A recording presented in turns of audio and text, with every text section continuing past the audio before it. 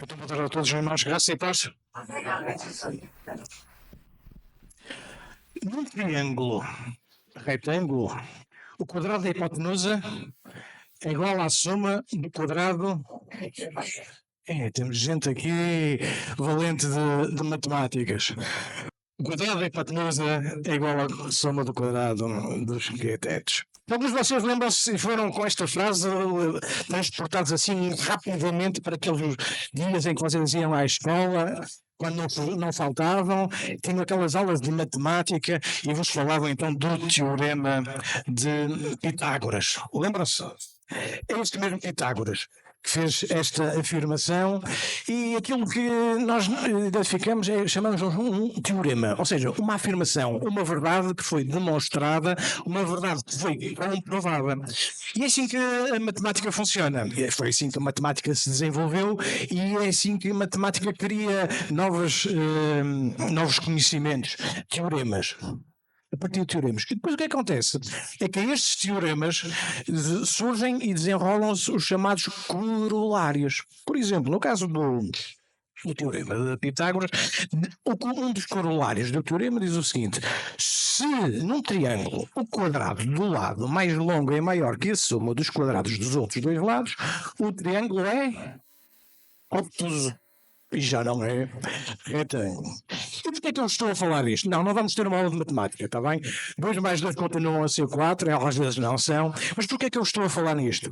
Porque esta metodologia que a matemática usa e às vezes a ciência usa, a Bíblia também nos revela.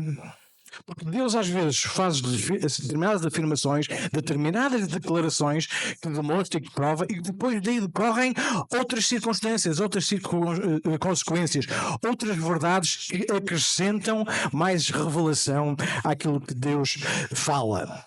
Se vocês se recordarem na nossa última pregação, em que falamos sobre aquela conversa entre Jesus e o mestre, aquele doutor da lei, o sistema foi um bocadinho este. Algumas verdades acerca do que era ter a vida eterna. Jesus fala do amor de Deus, fala do amor ao próximo, e é assim que muitas vezes nós encontramos o processo de conhecermos mais de Deus. Uma verdade insufismável que depois transporta outras realidades. Esta é a metodologia que eu hoje gostava de usar para convosco. E por isso vamos pegar num texto de Eclesiastes.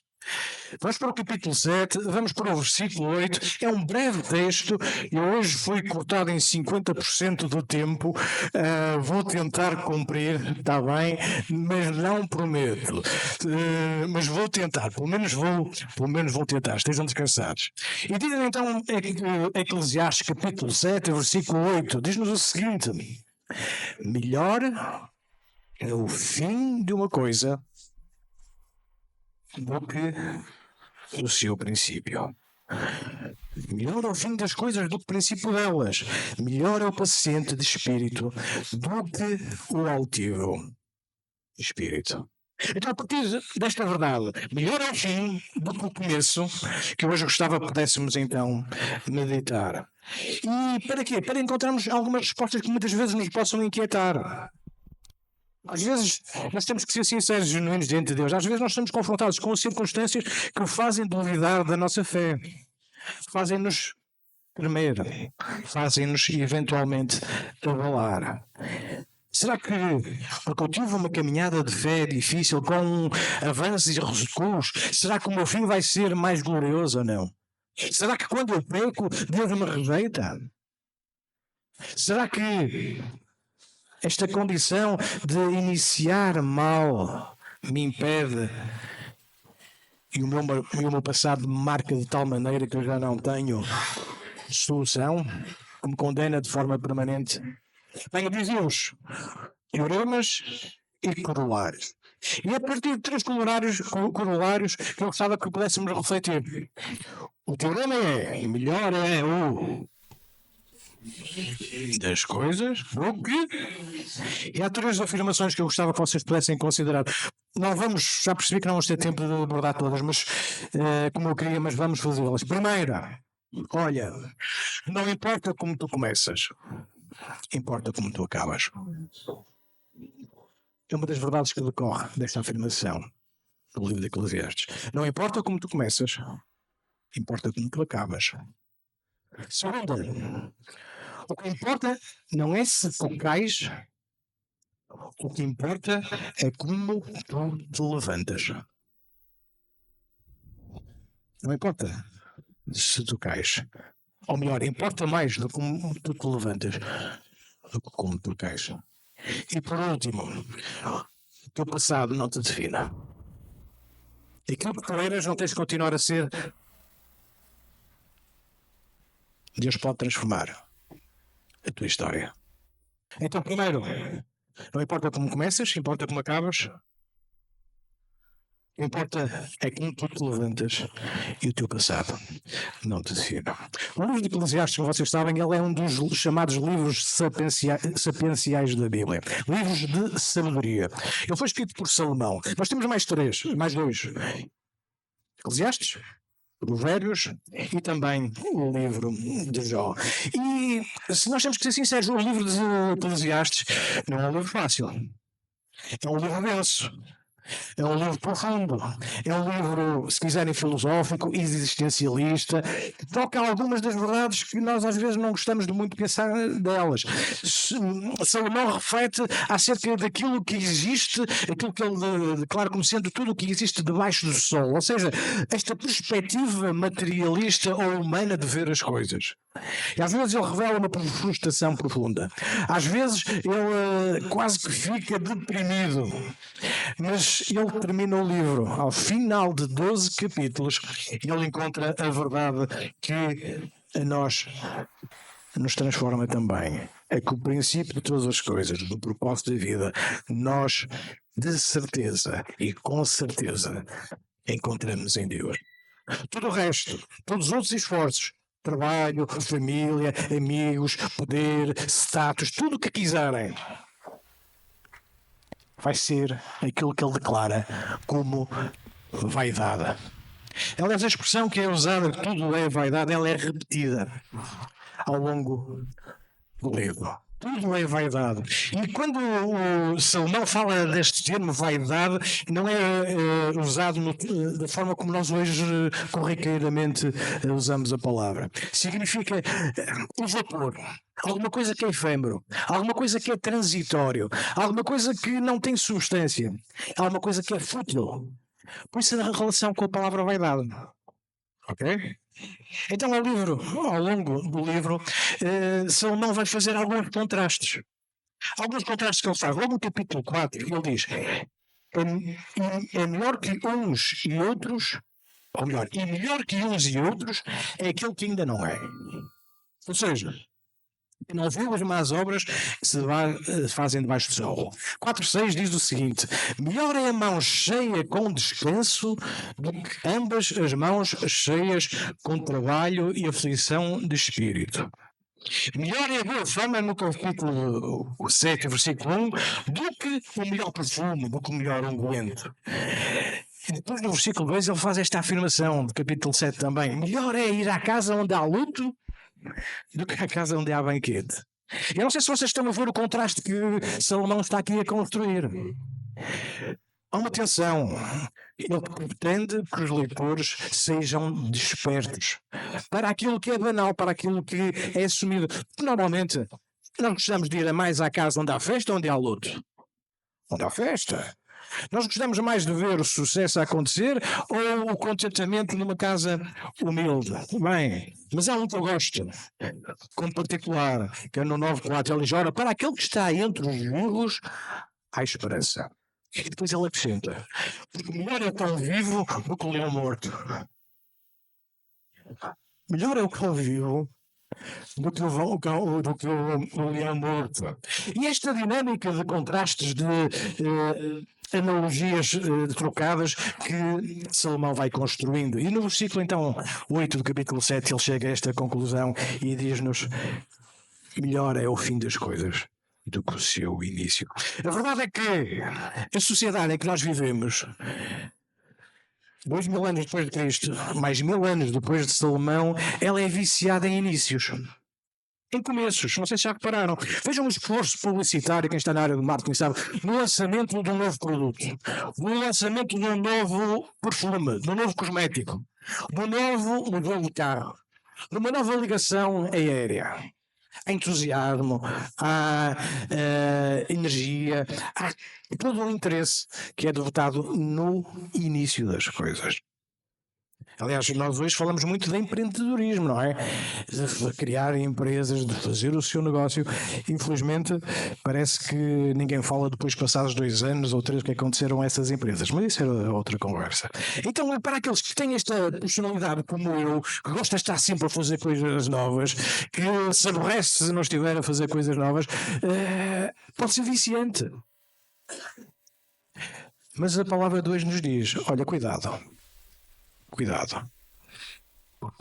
O propósito verdadeiro das coisas, ele não vai ser encontrado no seu início, mas no seu final. E quando a palavra aqui aparece de o fim das coisas, é esta dimensão. Não é apenas um evento cronológico, é o fim de um processo.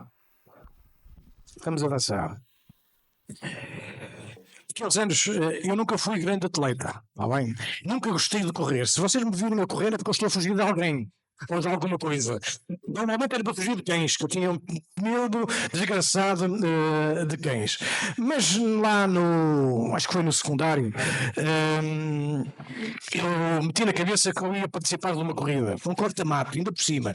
Nem sequer era uma corrida curta, era logo num corta-mato. E inscrevi-me.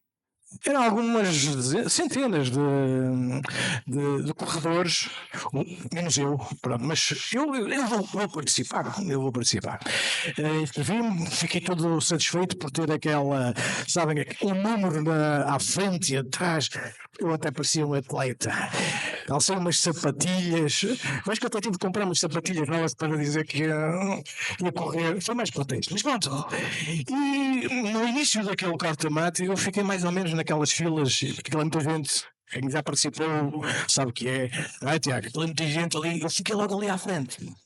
Terceira, quarta fila, por aí. E viu a partida, eu quero dizer, aquele parecia quase que tinha começado o Black Friday, toda a gente a correr desalmada, a correr para ali.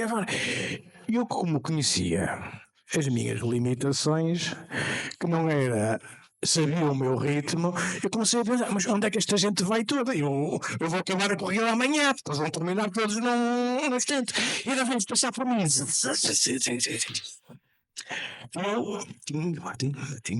Lá foi dando. Passado algum tempo, passou o primeiro por mim. Passou o segundo, já ia com uma volta de avanço. Mas mais ou menos, por final, lá para o meio da prova, aqueles que tinham, alguns daqueles que tinham passado por mim muito rapidamente, eu comecei a os ver parados. Eu comecei a vê-los a caminhar. Eu comecei a vê-los que eles tinham desistido. Olha, eu não vos vou dizer em que lugar é que eu fiquei. Deve ter sido nos últimos 10, quase de certeza. Mas uma coisa que eu vos posso dizer é que eu terminei a prova. O desafio é este, meus irmãos. É terminarmos a corrida, terminarmos a prova. E há promessas para aqueles que terminam a prova, vocês sabem disso, não é? Então não sei em que fase da tua vida é que tu estás. Talvez tu corras como eu, devagar. Talvez não consigas dar muito mais. Mas uma coisa eu sei, tu és chamado para correr e tu és chamado para terminar a tua carreira, a tua prova. Não importa como começas, importa como terminas. E nós temos vários exemplos no relato bíblico de homens e mulheres que começaram mal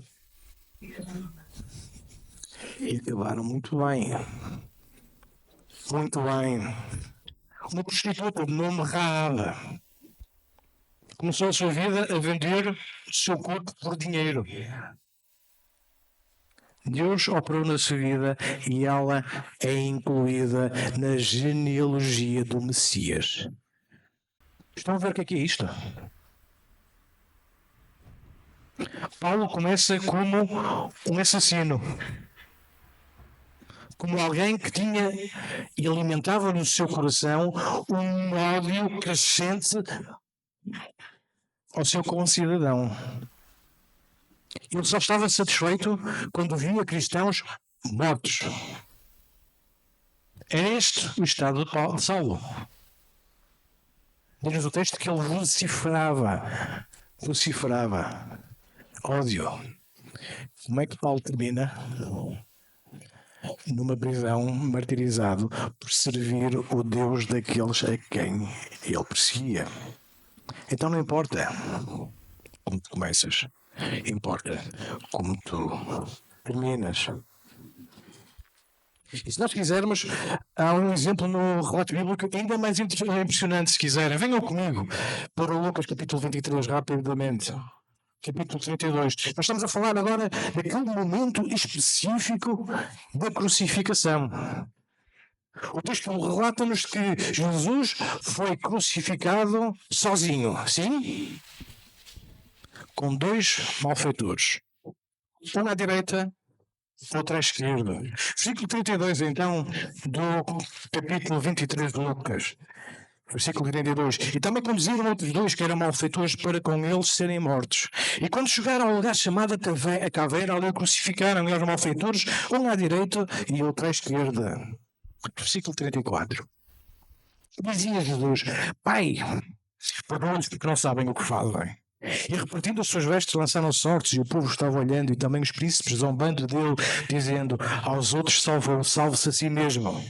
Se este é o Cristo, o escolhido de Deus. E também os soldados escarneciam, chegando-se a ele e apresentando-lhe vinagre, e dizendo: se tu és o rei dos judeus, salva-te a ti mesmo. E também por cima dele estava um título escrito em letras gregas, romanas e hebraicas: este é o rei dos judeus.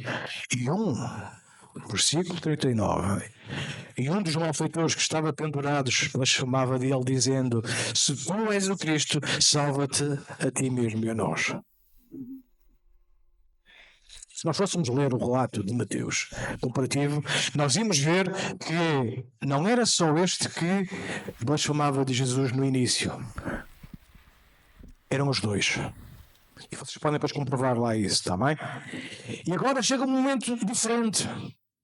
Um está a escarnecer de Jesus, mas vejam agora o que é que este que tinha começado mal, que aquilo que tinha vivido a vida era violentando os outros, agredindo os outros, roubando os outros, maltratando os outros. O que é que ele diz agora no versículo 40? Respondendo, porém, o outro, prendeu,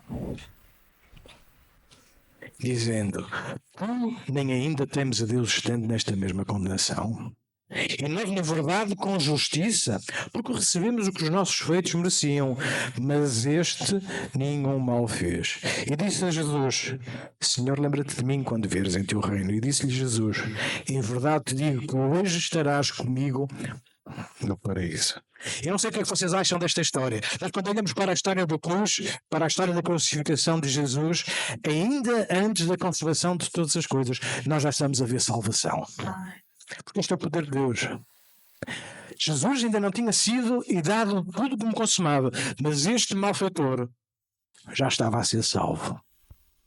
E uma das coisas que é muito interessante é que nós vemos como é que isto acontece. E vemos algumas coisas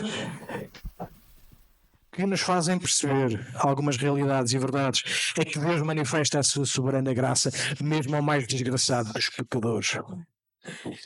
Este homem estava no fim dos seus dias. Ele sabia que aquilo que lhe tinha acontecido era como resultado das suas ações. E ele não diz: eu estou inocente. Não, eu mereci isto. E ele aceita a justiça dos homens. Mas ele tem uma preocupação. Ele sabia que teria que se apresentar diante de um justo juiz. E isso ele temeu. Por isso é que ele diz: Senhor, lembra-me de mim quando tu entras no teu reino. Então esta conversão do Adão nos mostra que a salvação não depende de obras, que o perdão é possível mesmo nos momentos finais da vida, que não há limite para a misericórdia divina. Cristo morreu pelos pecadores. Tu estás a pensar: olha, mas eu nunca roubei nada, nunca matei ninguém, mas já mentiste? Esta semana eu estava com uma miúda, 3 anos e pouco. Estávamos a brincar, a fazer plasticina. Mas era aquela plasticina daquela que se pode comer, sabem? No meu tempo havia aquela plasticina que sujava tudo, mas tinha assim uma certa consistência, eu gostava daquele cheirinho. Agora é o Play-Doh, aquilo nem plasticina é, mas pronto. E ela gostava de estar a fazer aquilo. Porque ela, na verdade, ela gostava de destruir aquilo que fazia, ou que nós fazíamos. E ela ia amassando, ia sentindo, ia ganhando ali algum gosto de estar a brincar com aquilo. Então, na altura, eu fiz um boneco. E ela criou o boneco. E eu sabia para que é que ela criou o boneco. Sabe para que é que ela criou o boneco feito de plasticina? Para o estraçalhar todo. Eu disse-lhe assim: ok, eu sabia o que é que ela ia fazer. Eu vou-te dar o boneco, mas tu não vais estragar, pois não? Ela olha para mim: não vou. Combinado, diz ela. Eu dei-lhe 3 anos, um pouco. Eu dei-lhe o boneco. O que é que ela fez? Logo, quando mal chegou à mão, e eu fiquei a olhar para ela com uma cara de muito desalento. E ela olhou para mim. 3 anos. Foi a primeira vez que uma criança de 3 anos me mentiu. E ela sentiu o meu olhar e percebeu: oh. E depois me brinca: olha, toma. Eu: não quero. Tu não fizeste aquilo que nós tínhamos combinado, não foi? E ela vira assim costas e fica com aquilo na mão a mexer, que ela não conseguia não parar de mexer. E depois insiste para eu continuar a brincar com ela. E eu disse: não vou brincar mais.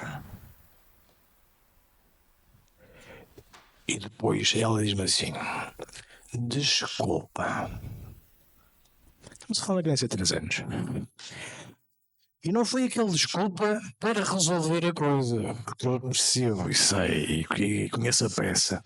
Foi alguém que percebeu que desapontou o outro, que o outro confiou nele ou nela e que ela frustrou essa expectativa. Vais voltar a fazer? Não.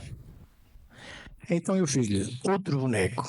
Ela recebeu o boneco e já não o estragou. Meus irmãos, estes somos nós. E uma criança de 3 anos percebe. Então sejamos genuínos. Nós falhamos. Nós caímos. Qual é o caminho?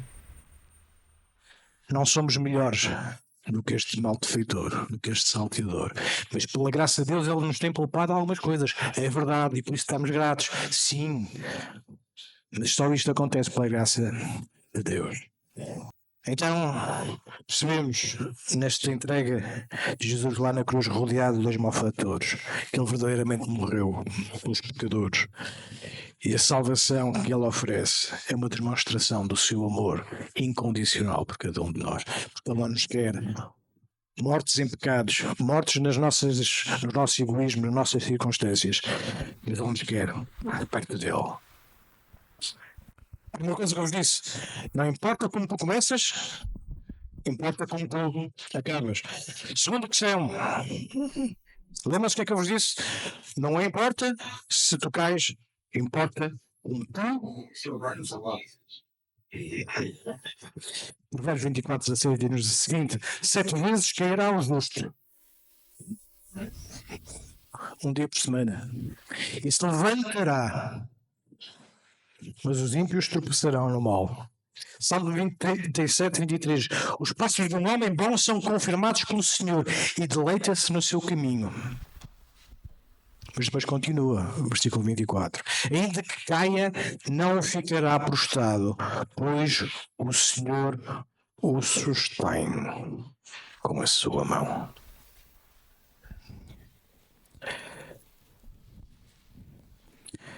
Nós temos muitos exemplos do texto sagrado de homens e mulheres que caíram. Sim ou sim?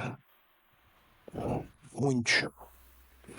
Isto é uma das coisas que traz veracidade à Escritura, sabem? É que ela não esconde, ela revela. E um dos homens que vocês se lembram é David, Pedro, João Marcos. Mas no caso de David é um caso muito interessante.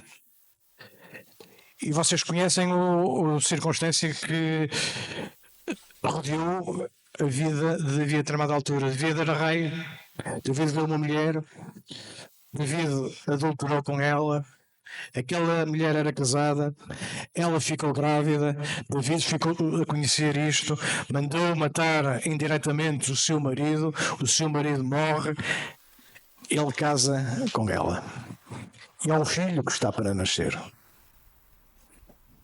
E para ele estava tudo bem. Só que para Deus não estava tudo bem. Ele usa um profeta e vai-lhe apontar o seu pecado. O que é que David faz? Ele só acha aquilo que qualquer um de nós tem que fazer quando peca. É reconhecer que todo o pecado, em primeiro lugar, é contra Deus. Ele diz somente contra ti, Senhor, eu pequei. E depois vemos como ele se arrepende genuinamente. Mas há um filho que está para nascer. Fruto daquela relação extraconjugal, se quiser. O que é que aconteceu àquela criança? Morreu. Então Deus não aceitou o arrependimento de David? Das coisas que nós aprendemos no texto sagrado é quando nós caímos, há um processo que nos deve levar ao arrependimento e há um processo que nos deve levar à restauração. O que é que aconteceu? David orou por aquele filho que ia nascer e Deus disse, não, vai morrer. A criança nasceu, a criança nos primeiros anos morre. Mas a história de David e de Batseba, entretanto, sua mulher, não terminou aí. E é aqui que nós vemos graça da parte de Deus, sabem, irmãos? Aquele relacionamento que começou por ser mau, Deus deu uma segunda hipótese a David. Porquê? Porque ele se arrependeu genuinamente. Batseba vai ter depois, novamente, um filho. Sabem como é que se chamava esse filho? Salomão, o tal que nós agora estamos a ver no livro. Nós percebemos que Deus perdoou a David, mas a consequência do seu pecado ela tinha que vir a acontecer. Mas Deus não terminou a sua história aí, na vida de David. Ele deu-lhe algo novo e lhe deu algo grandioso. E uma das coisas que nós percebemos é que o processo de restauração não é com pressa que acontece. Leva tempo. Às vezes mais, outras vezes menos. A cada altura, vocês lembram-se do inventor da lâmpada elétrica? Não eram estas, eram aquelas de filamentos, sabem? Thomas Edison. E ele, a determinada altura, foi confrontado, quando ele descobriu como é que aquilo devia funcionar, ele foi confrontado com um jornalista. Ele disse, e perguntou-lhe, Thomas, então, para chegares aqui, tu tiveste que errar 1000 vezes. Isto não é frustrante? Ele disse, não. É que isto foi um aprendizado que eu tive durante 1000 passos para chegar ao tempo certo. Eu espero que tu não tenhas que passar por 1000 circunstâncias que te fazem afastar de Deus para procurares Deus em primeiro lugar na tua vida.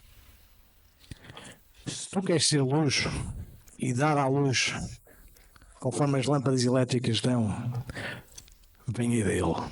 Ele irá fazer brilhar a tua vida. Dizia-vos, por último, o teu passado não te define. O teu passado não te define.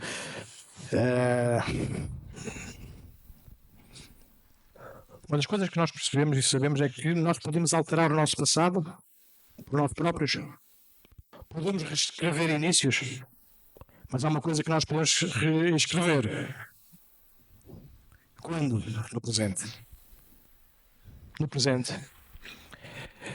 Alguns de vocês conhecem o Nick Vujicic. Ele nasceu sem braços, nasceu sem pernas. Aos 10 anos, aquilo que os médicos diziam aos pais: vocês vão ter um encargo para a vossa vida, não vale a pena, desistem. Aos 10 anos ele tenta se suicidar na banheira, numa banheira grande. Hoje, este homem é um cristão devoto e ele anda pelo mundo a viajar e a falar de que há esperança mesmo para gente com ele. Essa esperança ele encontrou em Cristo. E ele não é um encargo para ninguém. Ele casou, ele tem filhos e é um exemplo para muitos e tem inspirado muitos que, com circunstâncias bem menos problemáticas do que ele, desanimam, desfalecem, acham que já não vale a pena.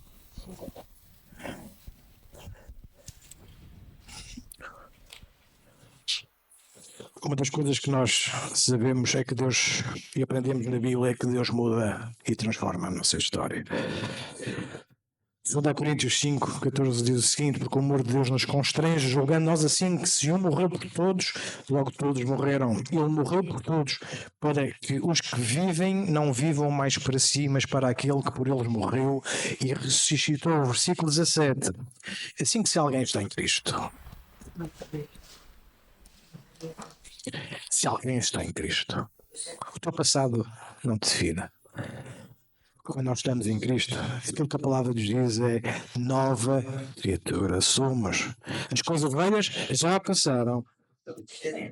Eis que tudo se faz novo. Filipenses 1,6 diz: aquilo que começou em vós a boa obra aperfeiçoará até o dia de Cristo Jesus. Do passado não te define. Não importa a família de onde te vieste, não importa o quão afastado tu estiveste de quer que seja, Deus constrói coisas novas na tua vida. Eu não ia falar nisto, mas vou falar. Vou-me desculpar, são mais 2 minutos, está bem? Porque acho que vale a pena. Recentemente eu falava com alguém. Ele dizia-me: olha, eu fui abandonado, ainda não tinha 1 mês de vida. A minha mãe engravidou, o meu pai deixou a minha mãe, eu ainda não tinha nascido. Ela entrou num processo caótico, não tinha condições para tomar conta de mim. Quem tomava conta de mim era a minha irmã. E a brincar comigo, ela abandonou-me como se eu fosse um boneco e deixou-me lá no quintal. À minha sorte, nem 1 mês de vida tinha. Portanto, há um casal que vem, vê aquela circunstância, toma nos braços aquele menino, adota-o, ele começa a viver uma vida. E é adotado. Ele não sabia. Aos 8 anos ele é confrontado com o facto de ser adotado. Alguém que na sua malícia, se quiserem, como as crianças sabem ser, diz: tu não importa, tu não contas, porque és adotado. Ele ficou a saber assim que os pais, que ele pensava que eram pais, não eram pais biológicos dele. E continua a crescer. Aos 15 anos um deles morre. Aos 20 anos morreu o outro.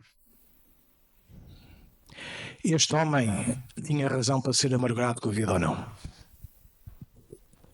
Para ter ressentimento. Porquê que eu estou a contar isto? Porque a serenidade e leveza com que ele contava isto, via-se que era alguém que não estava marcado.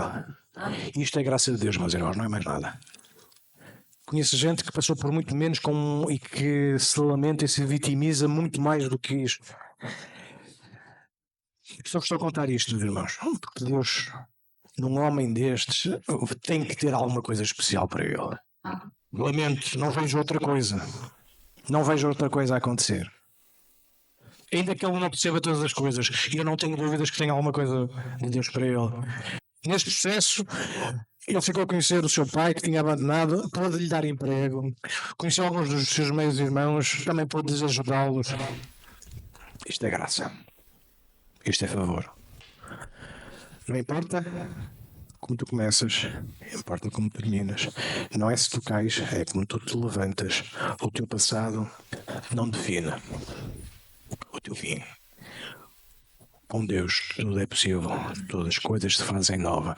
E esta é a esperança e a segurança que nós temos com Ele. Deus nos abençoe, meus irmãos.